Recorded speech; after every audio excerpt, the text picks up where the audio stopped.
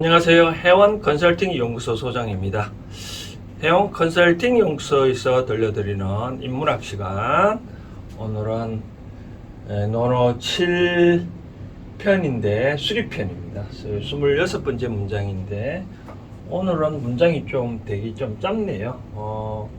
통상적으로 논어는 공자의 어록이라 하잖아요. 그렇죠? 자왈이라 시작되는데 자왈이라 되어 있지 않냐는 거 보니까 공자께서 어록, 말씀을 게재한 문장이 아니라 평상시에 공자가 하는 행동을 제자가 그걸 보고 아마 서술을 해놓은 것 같은데 오늘 내용을 보니까 성인이 된 공자의 모습을, 행동을 서술한 것이 아니라 젊었을 때, 쉽게 말해서 뭐 있는 그대로 표현한다면 깨닫기 전에, 성인이 되기 전에, 제자들이 많이 있기 전에 이제 젊었을 때 공자가 어떻게 행동했는지 그런 모습을 아마 제자들이 서술을 해놓은 것 같아요. 보니까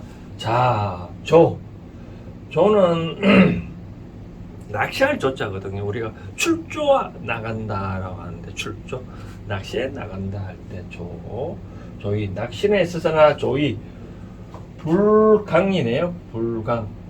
강자는 어떤 강이냐 보니까 구셀강처럼 실이거든요. 그러니까 이제 낚시를 하다 보면 그물로도 낚시할 수 있잖아요. 그치? 그러니까 강이 이게 좁으면 예를 들어서 여기 강이 흐르고 있다 그러면 그만큼 낚시줄을 튼튼히 해서 두 사람이 이렇게 잡으면 흘러가는 물에서 그럼 낚시가 고기가 잡히잖아요. 그렇죠? 바로 이처럼 단단한 그런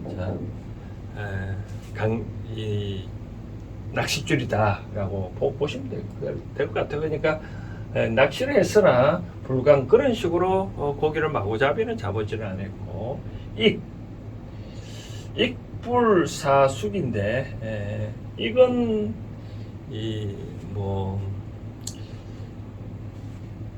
이제 화살에 실을 왜 그렇게 하는지 모르지만 이렇게 화살에다가 실을 꿰어서 새를 잡으면 정확하게 잡는지는 모르겠지만 하여튼 그런 익자입니다. 그러니까 화살을 쏘서 짐승을 잡는 그런데 같이 익은 했으나 불사숙, 숙자는 잘 숙자잖아요. 그렇죠? 잘 숙자 그러니까 그런 어떤 동물을 아마 이 줄을 화살촉 잡았다면 짐승한테 딱 한다, 만약에 짐승 맞으면 도망갈 수도 있잖아요. 화살 맞고도. 그렇죠. 도망가는 거를 붙잡기 위해서 한번 줄을 매다는 것 같아요. 그렇죠. 그렇게, 화살을 쏘서, 어떤 짐승을 잡긴 잡았으나, 불사숙. 그러니까 잠자는 어떤 동물에 대해서는 활을 소지를 안 했다라고 얘기를 하네요. 이제 이 모습을 보니까 공자가 이제 너뚱이였잖아요. 그렇죠? 이제 가정이 좀 어려웠을 때 부모도 봉장을 해야 되고 제사도 지내야 되다 보니까 제사 지내다 보면 무슨 고기가 필요를 했을 수도 있잖아요. 그렇죠? 어물도 필요했을 거고 또 육식도 필요했을 거고 그렇게 고기가 필요했을 때라 하더라도 마구잡이 그렇게 포획을 하지 않냐고 남들을 절도를 지켜서 했다고 하네요. 이제 그렇게 하다 보니까 이렇게 인이라는 말이 나오겠네요. 이제 성자가 되어서도 인자한 마음을 가진 것들을 어릴 때부터 그런 면목을 가졌다고 제자들은 아마 말하는 것 같아요. 수립회는 이 공자와 제자 간에 어떤 강의를 하면서 있었던 그런 말들을 많이 기록을 하고 있는데 오늘 특히 이제 공자가 젊었을 때 모습을 이렇다고 이제 제자들이 말을 하는데 이걸 이제 현대적으로 어떻게 풀이를 해볼까요? 저는 이제 이 문장을 이런 식으로 생각을 하고 있습니다. 이 세상에 살면서, 이 공자는 이렇게 고기 등등 마오잡이를 안 했다고 하는데, 요즘 그런 얘기를 하는 것 같아요. 이 정부에서 곧 있으면 이제 개고기를 못 먹기를 하니까, 개고기 대신 이제 흑염소를 이제 많이 몸보신용으로 많이 드신다고 얘기를 하네요. 그 소리를 듣고 그러면 걔는 이 동물이 아니고 흑염소만 동물일까요? 저는 생각을 이제 이런 쪽으로 얘기를 말씀드리고 싶은 건데, 천지인 자연이 있었을 때 하늘과 땅과 삶 중에 이 천지 자연의 조화는 사람 위에는 다 자연 그 자체거든요. 따지고 보면 사람을 위해서 있다고 보여지거든요. 사람을 위해서 있는 건데, 그것을 구별해서 개는 사람을 잘 따르니까 개고기는 먹으면 안 되고, 그럼 나머지 소고기, 흑염소 등등은 먹어도 되느냐? 그건 좀 아닌 것 같아요. 다만 저는 이제 말씀드리고 싶은 거는, 그러한 육식도 다 어떻게 보면 사람을 위해서 있는 거다라고 말씀드리고 싶고요. 옛날에 어떤 동화집 책을 읽은 적이 나오는데, 집 안에서 여러 가지 개와 닭이 여러 가지 놀면서 각자 소원이 한 말해보라고 얘기하면, 닭은 그런 얘기를 했대요. 나는 내일 아침에 이 집에 도련님의 밥상에 하나의 고기로서 올라갔었으면 좋겠다라는 그런 큰 소원을 얘기를 한 적이 있는데, 저는 그런 생각합니다.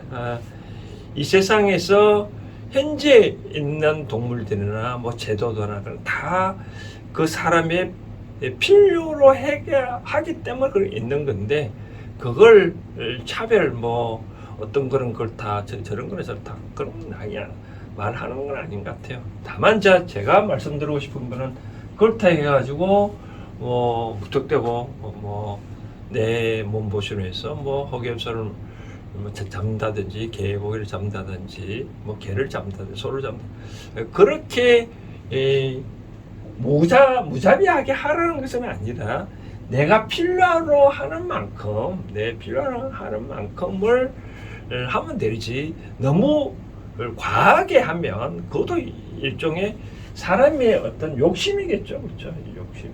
그래서 공자도 아까 말씀드린 대로 출조, 즉 낚시를 하기는 했었으나 그렇게 큰 그물을 갖고는 낚시를 하지 아니하고, 또 화살을 쏘서 짐승을 잡기는 잡았으나, 그러니까 잠자는 동물은 잡기도 쉽잖아요, 그렇죠? 그런데 잠자는 동물한테는 화살을 쏘서 안 했다는 것처럼 이 마음가짐이 뭔가 모르게 다르지 않겠냐는 생각이 되어집니다. 그래서 내 앞에 온 음식이라 어차피 어쩔 수 없이 내가 나를 위해서 짐승을 잡는다고 하는 거는 어찌됐든 간에 절도가 필요하지 않겠느냐라고 생각되어집니다. 이것도 이제 확대를 하다 보면 우리가 사업을 하더라도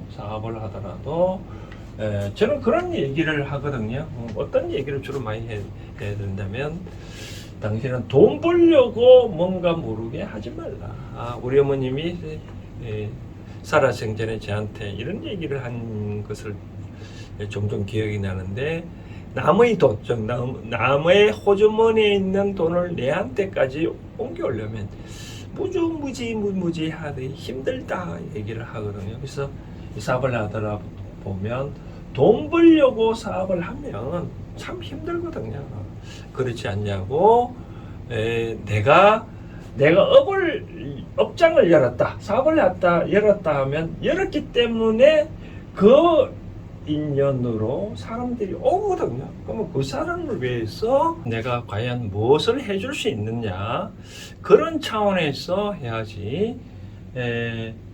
그렇지 않냐고 상대방에 있는 호주머니 돈을 만약에 탐을 내서 그렇게 돈을 갖고 온다면 한 번은 갖고 올 수는 있겠죠, 그렇죠? 그러나 그렇게 갖고 오면 이 사람은 떠나겠죠, 그렇죠? 그러면 망하겠죠. 그래서 저는 이제 그런 얘기를 합니다. 사업을 하려는 사람 있으면, 뭐 예를 들어서 커피숍이나 식당을 하는 사람들 있으면, 과거에 경험이 없다 그러면 무작정 오픈하지 말고 다른 사람 밑에 가서 어떻게 일하는 것을 배워라라고 저는 말씀을 드리고 있는데, 또 어떻게 어쩔 수 없이 오픈하게 하려면 즉 나를 도와줄 수 있는 사람을 만나서 같이 협동을 해서, 그러면 이 사람한테 그렇게 과외 경험 있는 것을 배우고 그렇게 하면 되지 않겠냐라고 말씀을 드리고 싶거든요. 그래서 저는 이제 항상 말씀을 드리고 싶은 거는, 뭔가 모르게 업을 하더라도 탐욕이 있으면 이제 그 결말은 분명하게 있거든요, 그렇죠? 이 세상에 사람의 진리는 항상 분명합니다. 한치의 오차도 없이 잘 흐르고 있기 때문에 이 세상에 내가 탐욕 부린다고 해서 그것이 과연 내한테 오느냐, 절대 그렇지는 않지 않느냐. 저는 항상 무엇을 말하고 싶냐면, 이 세상에 돈이 내한테 올 거라면 언젠가는 오겠죠. 과거에 왔던 간에 미래는 오겠지만, 내한테 오지 않냐 하는 물건이라면 나한테 안 오겠죠, 그렇죠?